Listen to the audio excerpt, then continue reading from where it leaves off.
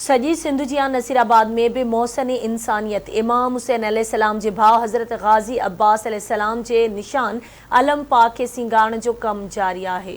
उन हवाले से ॾिसूं था बशीर लगारी जी हीअ रिपोर्ट। गाज़ी जैसी वफा नहीं मिलती, जरा जैसी दुआ नहीं मिलती।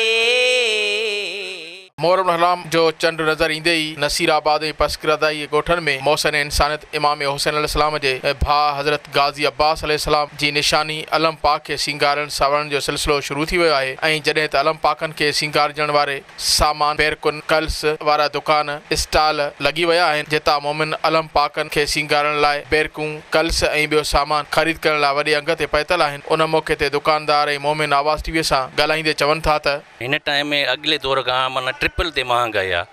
पोइ बि जेके अलम सिंगारण वारा मोमिन जेके आहिनि उहो माना अञा रश ॾींहं ॾींहुं वधंदा आहिनि। कल्स मुबारकूं आहिनि, तव्हां साम्हूं जेको ॾिठियूं उहे बि घुराईंदा आहियूं असां। ईरानी बैरकूं घुराईंदा आहियूं, सिंगार जो सामान आहे, बल्ब वग़ैरह लाइटिंग सभु हर शइ माना हर साल माना डबल ते थो अचे सामान। अलम पाक जॾहिं गुहायोसीं त उहा दिल्ली हिकिड़ी तस्कीन जो महसूस कईसीं। हिकिड़ो हक़ ऐं सच जी जंग हुई यज़ीद ऐं हुसैन जे ख़िलाफ़।